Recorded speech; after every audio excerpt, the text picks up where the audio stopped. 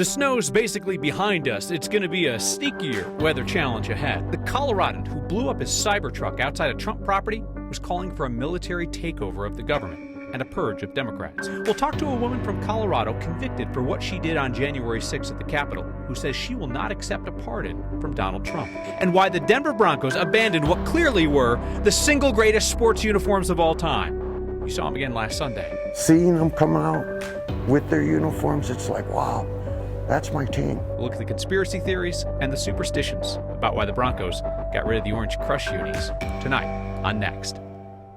You know those chocolate donuts with the clear sugary glaze all over? Love those things. Also, that is what the roads are going to be like tonight. They might look normal, but there's going to be that clear coating of ice all over. And honestly, it could be worse than what we saw during the day today, because I mean, things were snowy and slushy from this morning on, but it wasn't an ice rink out there.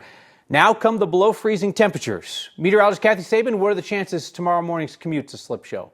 I think the chance is very high. Nothing delicious about that forecast with black ice and a glaze on many of the roads and sidewalks. So we have continued the weather impact day through the evening. We think driving tonight and tomorrow will be difficult, and there may be airport impacts as well.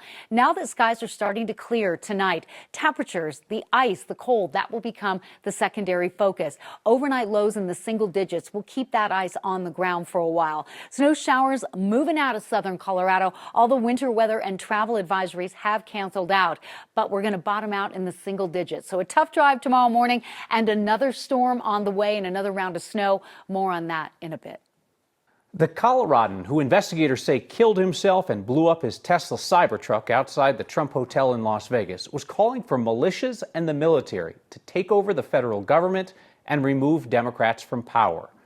Matthew Livelsberger's explicit call for that political violence, found on writings in his iPhone, has received relatively little attention, with most media outlets focusing on investigators' conclusion that the incident was not an act of terrorism.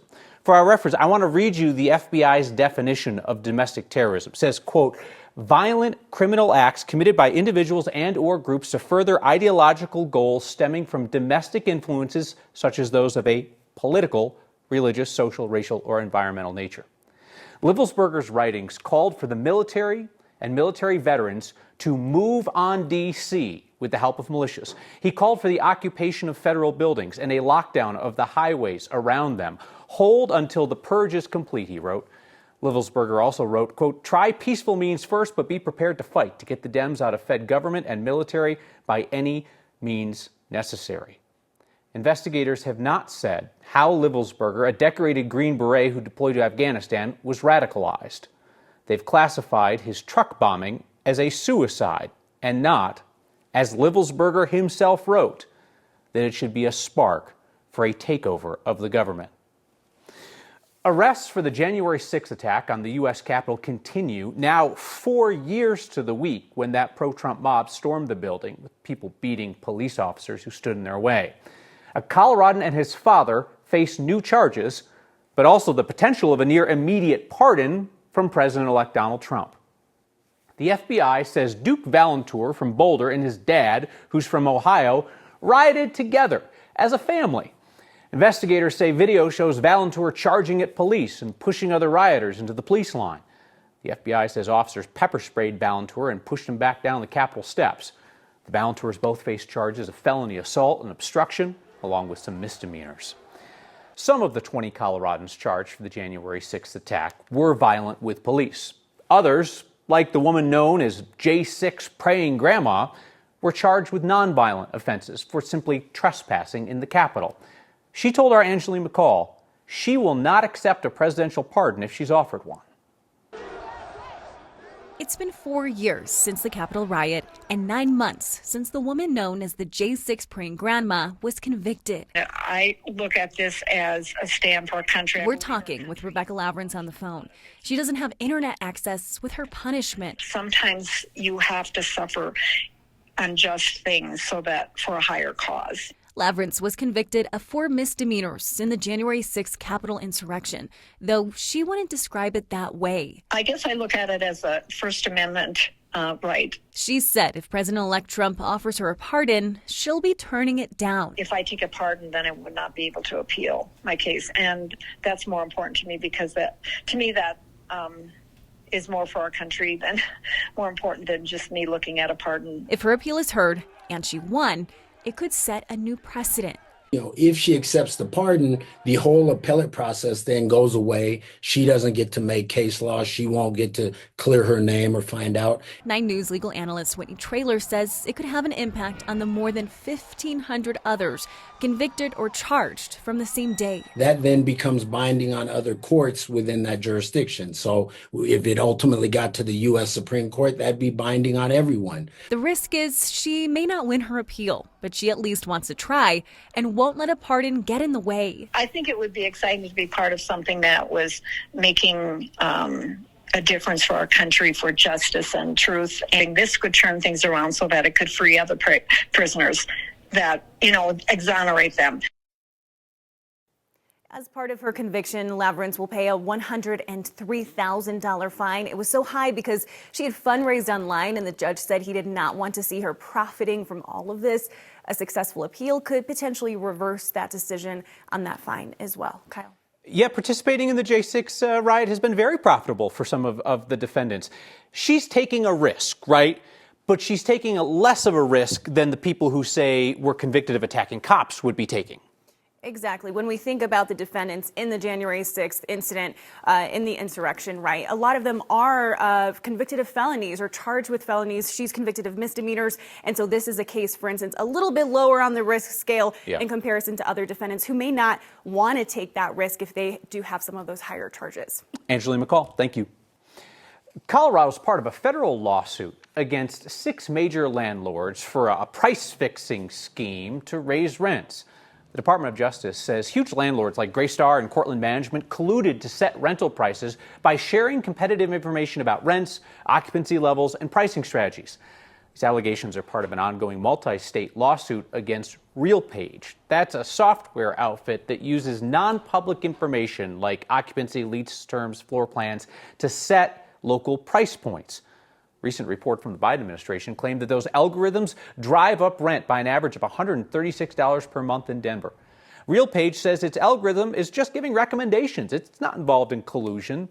And the head of Colorado's Apartment Association argues that software like RealPage often encourages landlords to drop their rent, or at least keep it stable. Profitability doesn't come from higher rent rates than the market will bear. The profitability comes from not leaving your rental unit on the market as long while you chase a price that's too high. So this multi-state lawsuit comes as Democrats at the Colorado State Capitol are preparing to bring back a failed attempt to prohibit landlords from using algorithms to set rents. The bill's sponsors say they're just trying to keep renters from getting priced out of their homes. The use of the technology is immoral. It was sharing information on one side of the supply and demand scale in a way to disadvantage Colorado consumers that are already burdened by the rising cost of living. I am so glad that the Department of Justice is bringing these bad actors to account. But there's also work that we can do here in Colorado to just ban these devices from causing any more harm to Colorado renters. You heard there from Denver Representative Javier Mabry and then Denver Senator Julie Gonzalez, both Democrats. That bill faces an uphill battle because last year some centrist Dems, along with Republicans, killed it. The bill's opponents have said that landlords should be allowed to use algorithms to set rent as long as the numbers that they are using are made publicly available.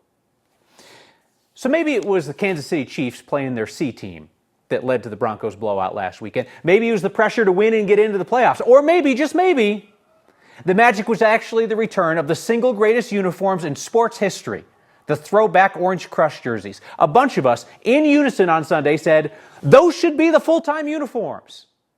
So Mark Salinger looked into why the Broncos got rid of them in the first place. The fit of the uniform and the feel of the uniform is very important. This moment in February of 1997 was the end of the Orange Crush uniforms. Using John Elway as a model, owner Pat Bolin proudly showed off the new look of the Denver Broncos after 3 decades. A new look.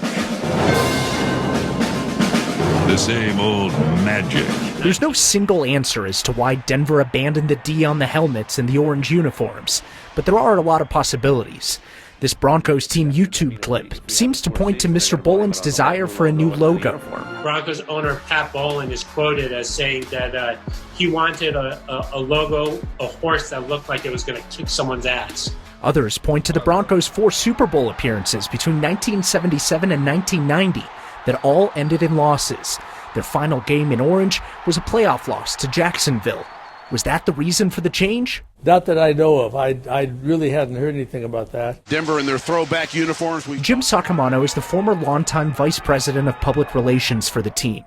The Broncos did go on to win 2 back-to-back titles in the seasons following the uniform change away from orange. I think they were influenced by the moment of the times that Nike and everybody saying, let's make a change, let's do this. The day after Elway modeled the new blue jerseys, the Denver Post ran the headline, "Swoosh, Nike sneaks in and takes charge." Money will always be the underlying premise, no matter what teams or the NFL may say. Phil Hecken is the editor of Uniwatch.com, a website focusing on the history of uniforms. He points to money as the reason for the changes. Because if a team wears something on the field, the fans want to wear that. I've been coming to this stadium on this parking lot since 1977. We met Lou Mendez at the team store today. He says he owns hundreds of Broncos shirts, hats, and jerseys. Yet there's always room for more. Like the Orange Crush throwbacks the team is wearing more and more nearly 30 years after they moved on from them. It makes me feel good seeing our players coming out just like gladiators ready to play some football. So on the Broncos website, there are quotes from players at the time talking about the uniform change.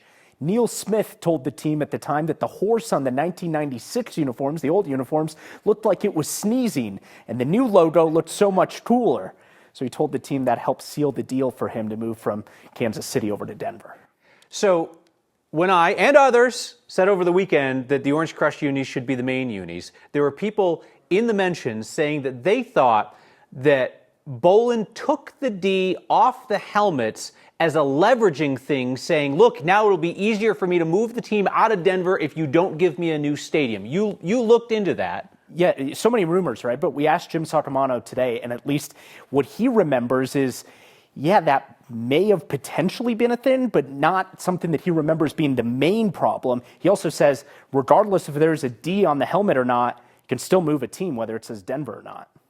You're with me on the unis, though, right? Oh, yeah. I mean, how could you not? Yeah, they're hot. Everybody is. Yeah. All right, Mark, thank you. It was a heck of a deal on used police cars in Lakeside.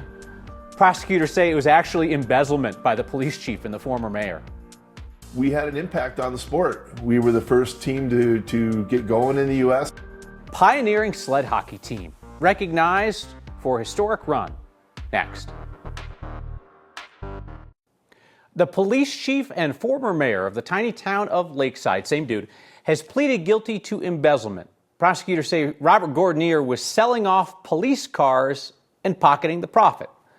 Lakeside's a little neighborhood tucked into the west side between Denver and Wheat Ridge. It's by the amusement park of the same name. Gordonier and his daughter, the town clerk, Brenda Ray Hamilton, were indicted on multiple charges of embezzlement and official misconduct last year.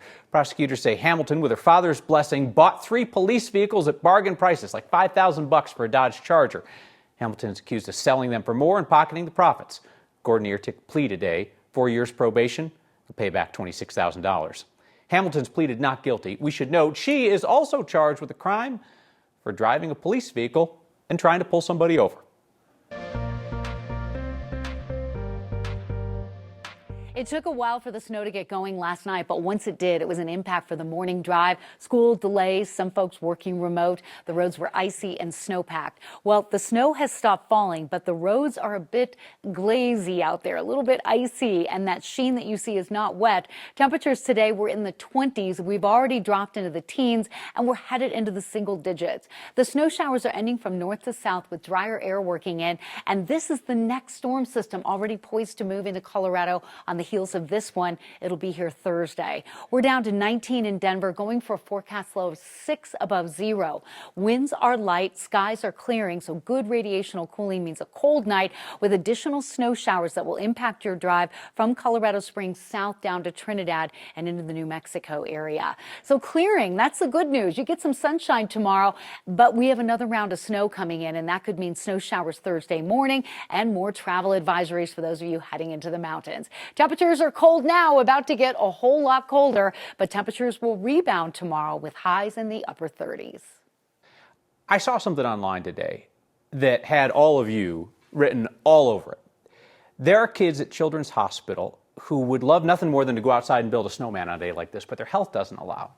So the hospital has this really cool program where they ask for volunteers in the community to take their patients' drawings of their snowman designs, go out and build that snowman, then send in a photo to the kids in the hospital. We can do this, right?